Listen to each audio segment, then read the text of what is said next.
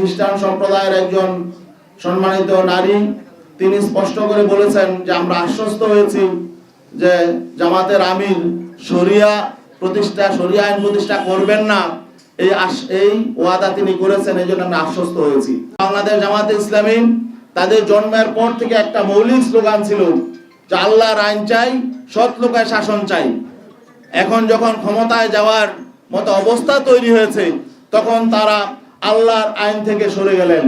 আমাদের যেটা মনে হয়েছে, তারা ক্ষমতাটাকেই একমাত্র মুখ্য মনে করছে। এখানে একটা বিষয় স্পষ্ট করে বলতে হয় যে আমরা কেন এই সিদ্ধান্তে আসলাম। জানেন যে এখানে বাংলাদেশ জামাতে ইসলামী একটি বড় শক্তি ছিল, অস্বীকার করার সুযোগ নেই। তাদের শক্তি সামর্থ্য অনেক বেশি, ঠিক আছে, কিন্তু আমরা আদর্শিকভাবে নৈতিকভাবে আমরা কারো সে দুর্বল নই।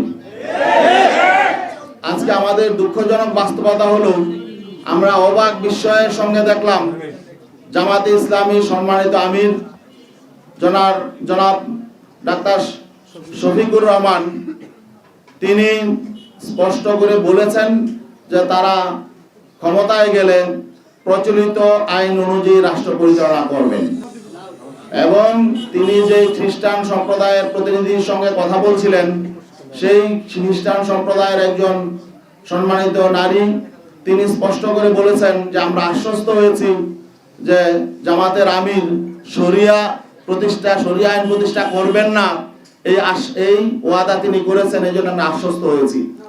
তো এখন বাকি এই বিষয়টা যখন আমরা জানতে পারলাম, তখন আমরা স্পষ্ট হয়ে গেলাম যে আমরা যে লক্ষ্য নিয়ে চলছি সেই লক্ষ্য অর্জিত হবে না। কারণ আজকে যখন রাষ্ট্র ক্ষমতা যাওয়ার মতো একটা পরিস্থিতি তৈরি হয়েছে, এখন যারা প্রধান শক্তি তারাই যদি ইসলামের সমমানী আদর্শ থেকে ভিন্ন দিকে চলে যায়, তারা যদি ইসলামী আইনের প্রতি তাদের আস্থা না থাকে, তাহলে আমরা যে কর্মী সমর্থক নিয়ে সারা দেশে ইসলামের পক্ষে কাজ করে যাচ্ছি, এই স্বপ্নই থেকে যাবে। এবং আজকে আমরা অবাক বিস্ময়ের সাথে লক্ষ্য করছি, জামাতে ইসলামী বাংলাদেশের সারা দেশে লক্ষ লক্ষ কর্মী সমর্থক আছেন। আমরা জানি বাংলাদেশ জামাতে ইসলামী তাদের জন্মের পর থেকে একটা মৌলিক স্লোগান ছিল যে আল্লাহর আইন চাই, সৎ লোকের শাসন চাই। এখন যখন ক্ষমতায় যাওয়ার মতো অবস্থা তৈরি হয়েছে, তখন তারা আল্লাহর আইন থেকে সরে গেলেন। তারা প্রচলিত আইনে রাষ্ট্র পরিচালনা করবেন, এই কথা যখন ঘোষণা করলেন, তখন আমাদের প্রশ্ন জাগে যে সারা বাংলাদেশে এই বাংলাদেশ জামাতে ইসলামীর নেতা কর্মীদের এই যে আবেগ অনুভূতি, এই বিষয়টার প্রতি তারা আসলে খেয়াল করে নাই।